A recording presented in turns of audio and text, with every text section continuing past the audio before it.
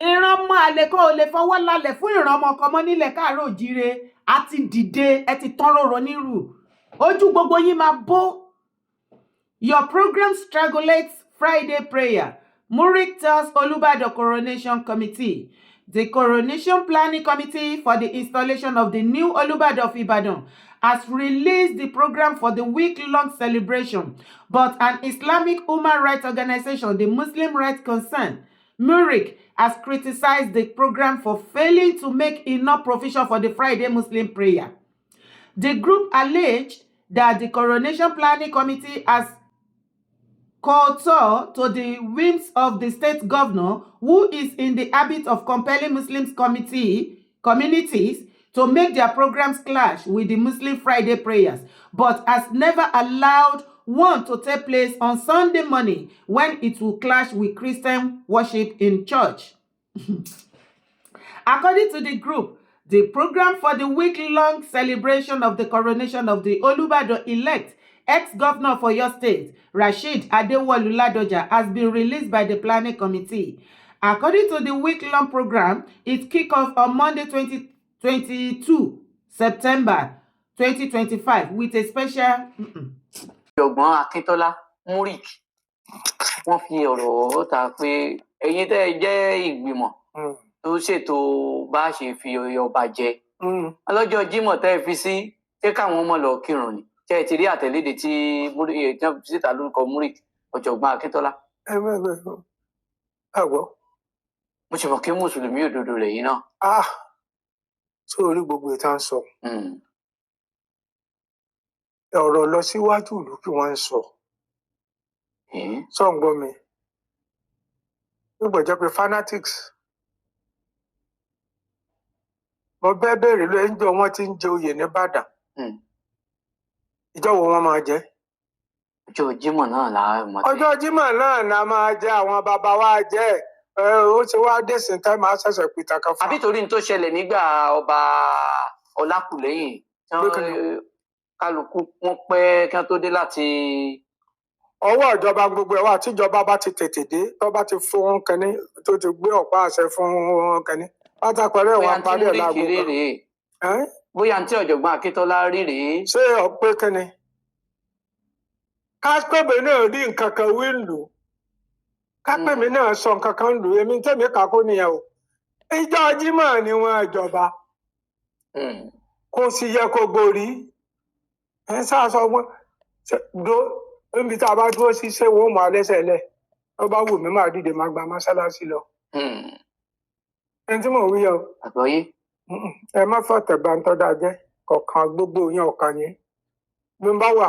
mùsùlùmí ni mí n bá ti gbọ́ pé wọ́n ń pè rún aago káàbọ̀ ní Ọlọ́run sì ṣe mọ́ṣáláṣí gbogbo Ìbàdàn inú ọlọ́jà bá ń bẹ̀ o. Ọwọ́ pẹ̀lú ilé ọba ni ọwọ́ pẹ̀lú mọ̀pọ̀ ni. Wọ́n èmú yàn lẹ̀ ó dìde ó lọ sàlù àlàkọ ní Jímọ̀ ó dìde bọ́ ọba sì fẹ́ bá wa jẹ ǹṣó yẹn ní Liberty Stadium kó tí ò lé tí ò nítumọ̀ ní abá àtúnṣẹ̀ṣẹ̀ máa dọ́gbọ́n kan kí wọ́n pè ká lábẹ́nú sẹ́yìn ò ní pé wọ́n sọ pé Rasidi Ládọjà lọ́kọ́ jẹ ọba níjọ́ Jímọ̀ ni tó lọ́kọ́ jẹ́ kò sí nǹkan kan tó ṣẹlẹ̀ sẹ́nìkan àwọn kan náà kan ọgbọ́n àyànkọrọ yìí káwọn kan máa náà ń pè mí pé ń gbọ́ tètè ṣe tán o gbàngbà àwò ẹ lọ bá gómìnà. lẹ ti gbọ́ yẹn Murik Akíntọ́lá àti gbogbo ẹ̀yin fanatic muslim ọmọ Mali tí bàbá yín tó jẹ́ pé ọmọ Mali ni yín tí ẹ ti kó àwọn ọmọ ọkọ ilẹ̀ káàárọ̀ òjíire láyàjẹ nípa ẹ̀sìn àti tú wọn sílẹ̀ wọ́n tẹ̀ tí ń rí ìtúsílẹ̀ ojú wọn ti là ọpọlọ wọn ti ń pé bẹ́ẹ̀ ni ó ti straight ẹ̀yin náà ti ń rí bóyá ń lọ ó ti di ṣẹgbọ́n tí bàmí Aṣípa sọ bàmí Aṣípa of Ìbàdàn land bàbá ẹ kú tì nìbàdàn ẹ ní kú láéláé ẹ gbó ẹ tọ́ ẹ tún gbé dáyà jù báyìí lọ ẹ gbọ́rọ̀ bó ṣe dá lẹ́nu bàbá mi Aṣípa irú àwọn bàbá tá fi ń yangàn lẹ̀ káàárọ̀ òjíire lélẹ́yìí kò ń ṣe àwọn bàbá tó jẹ́ wípé torí àbòsí àtọ̀tẹ̀ wọn ò ní lè sọ̀rọ̀ níbi tó yẹ kó ti sọ̀rọ̀ wọn á máa pa kúbẹ́kúbẹ́ kiri lẹ́yìn àsìkò tí ò ní ilẹ̀ máa yọ kàńdá kúrò nínú ìrẹsì ilẹ̀ káàárọ̀ òjìrè lélẹ̀ ṣe bẹ́ẹ̀ rí bí gbogbo Ọlọ́run ṣe yọ gbogbo yín tá à mọ bí tẹ́ bílọ́ọ̀gì sí ó dẹ̀ páàkì gbogbo yín sẹ́gbẹ́ kan ó ń páàkì àṣírí gbogbo yín ilẹ̀ ń da gbogbo àwa ọmọ òríjínà ọmọ ọkọ ilẹ̀ káàárọ̀ òjìrè tẹ́ ń dà wá láàmú ìkà ni yín o ṣùgbọ́n mo dúpẹ́ wípé òní ilẹ̀ ti ń discipline yín Murik Akíntọ́lá láti sìn lọ ẹ̀sìn lókùn tẹ́ máa ṣe ẹ kì í ṣe òríjínà ọmọkọ ilẹ̀ káàárọ̀ òjìrè Málì níran bàbá ńlá bàbá gbogbo yín ti wá Ìmáàmù Ọ̀fà ti táṣìírí gbogbo yín náà ẹnu ara ẹ̀ ló fi sọ pé wọn kì í ṣe Yorùbá ọmọ Málì ni wọ́n ẹ̀dẹ̀ wá wo gbogbo wọn bọ́mọkọ ilẹ̀ káàárọ̀ òjìrè bá fẹ́ ṣe nǹkan torí ẹ̀sìn rí nǹkan kan tó bá ti fi àyè gbẹ ẹ̀yin mùsùlùmí pé kẹ́yìn ni kẹwàá cover kìíní yẹn kó jẹ́ ẹ̀yin lẹ máa take over lẹ máa wà ìṣáàjì gbogbo kìíní yẹn ẹ wá bẹ̀rẹ̀ ọ̀tẹ̀ òfò ẹ wá bẹ̀rẹ̀ ọ̀tẹ̀ pé wọ́n fẹ́ fi pa yín lára ni wọ́n fẹ́ fi bẹ̀sìn jẹ́ ni wọ́n fẹ́ fi tako sí ààlà ẹ̀sìn ni wọ́n fẹ́ fi gbógun tiẹ̀ sí mùsùlùmí ni mùsùlùmí ṣe tiẹ̀ kristẹni ṣe tiẹ̀ oníṣẹ̀ṣe ṣe tiẹ̀ wọ́n fẹ́ jọba Olúbàdàn láti jọ́táláyé ti dáyé òun lẹ ti fetí gbọ́ lẹ́nu bàbá wa Ṣípa every Friday lọ́jọ́ tó máa ń jẹ Olúbàdàn látayébáyé Murik Akíntọ́lá alábòsí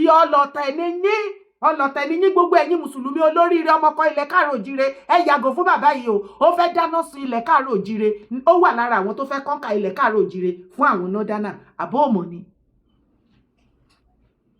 torí gbogbo wọn tó wà ní north southern gbogbo wọn àfàìmọ̀ kó má jẹ́ pé Málì ni gbogbo wọn ti wá ọwọ́ la fi rúbọ gbogbo wọn ará Málì ni gbogbo wọn ń ṣara wá nítorí ẹ̀ ló ṣe jẹ́ wípé they are more loyal to the northern than the ilẹ̀ káàárọ̀ òjìrè gbogbo wọn wá sásá bí ẹ̀sìn mùsùlùmí wọ́n believe wípé wọ́n fi lè kó gbogbo ẹ̀yin mùsùlùmí lẹ́rú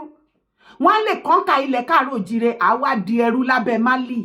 ṣàmù ẹ̀kọ́ ti pera wọn ní nọ́ọ̀tì àwọn ti nọ́ọ̀tì àwọn kan àwọn bíi Murik Akíntọ́lá àwọn ìmáàmù Ọ̀fà àtẹlẹ́ tó ń ṣe rádaràda ìṣífì ìmáàmù Ògbómọ̀ṣọ́ tó ń ṣe ránran ń bẹ̀ tó ń pera ẹ̀ lọ́mọ ilé ayé lára Málì ló ti wá tó ní ọmọkọ ọ̀ríjínà bàbá mi Ṣọ̀ún Ògbómọ̀ṣọ́ tó ní lára gbogbo àwọn ìran mú àlè ẹ̀rí gbogbo wọn bó ṣe ń ṣe ránran tó ń ṣe rádaràda àrá ló máa pàyà láyà gbogbo yín àrá ló máa pa yín ẹyẹ ni wá lára mò ń bọ̀ mí tí ìdè ẹ wá gbọ́ ìdí gan-an tí Murik ṣe múra kankan ìdí gan tí Murik ṣe múra kì í ṣe wípé fún ìtẹ̀síwájú anything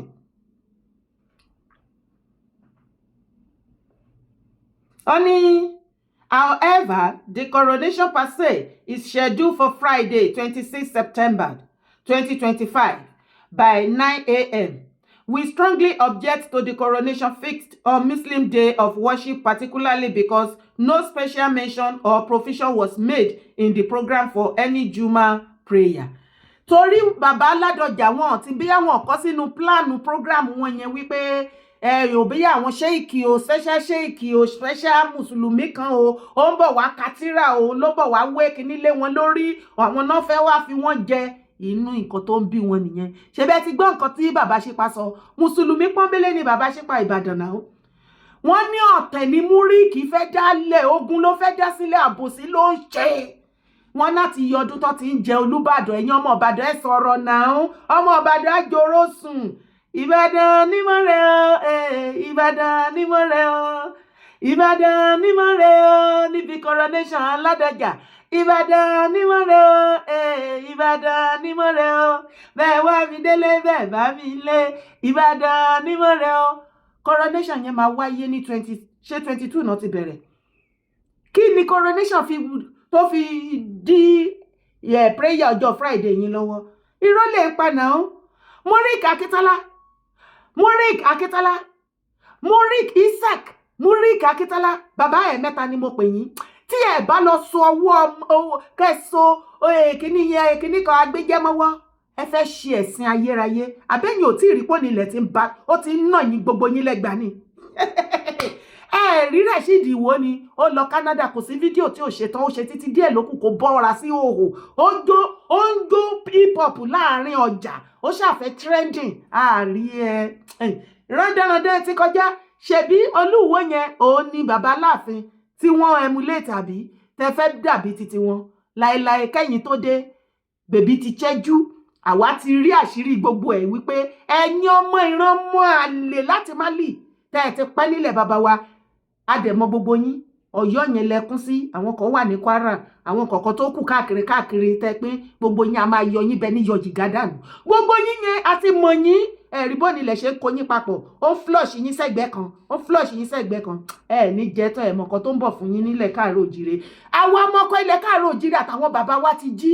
jẹ́ kinní kan kísà níyà, à ń nà yín, àsìkò ti tó sẹ́ẹ̀, ó ti pẹ́ tí mo ti máa ń sọ, wí fàlejò kó lọ, ti ṣàṣàrà bàgbó ìyá yín, your father.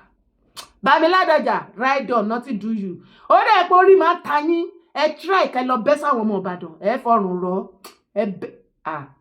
forí bẹ́ẹ̀, fọrùn bẹ́ẹ̀, fi gbogbo ara bẹ́ẹ̀, pú, kò tí ì tán o, wá gbọ́ fídíò. Sunday Igboho, òní mo fẹ́ sẹ́ndì mẹ́sẹ́jì mi yìí sí láàárọ̀ ẹ̀. Yorùbá sọ pé pọnlápọnlá làálùlù àgídìgbò, wọ́n ní ọlọ́gbọ́n ní í jó, ọ̀mọ̀ràn ní mọ̀. Nínú àdìtà nábì kan, ó ní travelling is part of education. Sunday Igboho, lẹ́nu ìgbà tó lọ Germany, ó yẹ kí orientation rẹ, ìrírí rẹ, the way you speak, the way you present things, the way you appear in the public, ó ti yẹ kó yàtọ̀ a little bit. Sorry, everything about education is not going into the class. Kéèyàn ó kàwé rárá, ìrírí part of education ni. Sunday Igboho, tó bá jẹ́ pé lóòótọ́ lọ ti wọ ìlú, sorry, àwọn méjì yìí, ọba Ọ̀yọ́, ọba Ifẹ̀, wọ́n dúró lẹ́rìn wọn o, fọgbọ́n orí ṣe, lò làákàì,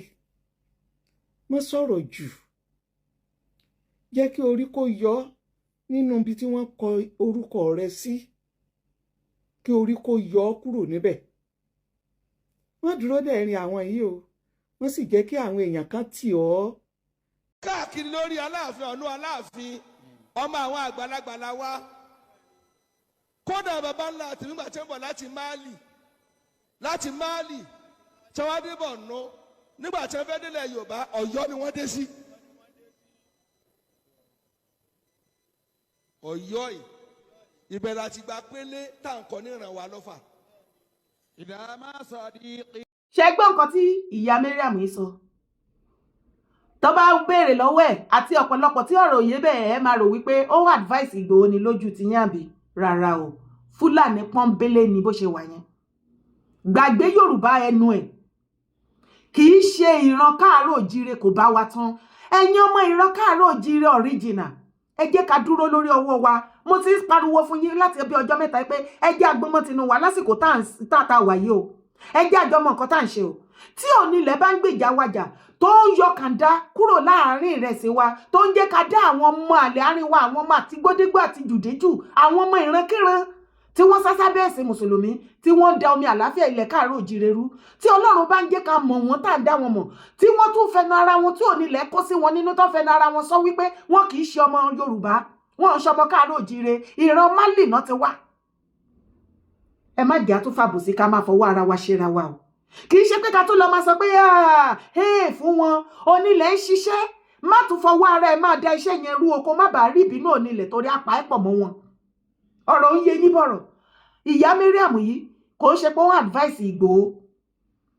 Ẹ ti mọ̀ pé gbogbo wọn yẹn tó ti pẹ́ nílẹ̀ káàárọ̀ òjíire, ẹni tí Ìgbòho bá ti ṣe ó ṣe dáadáa, ó kù díẹ̀ káàtó,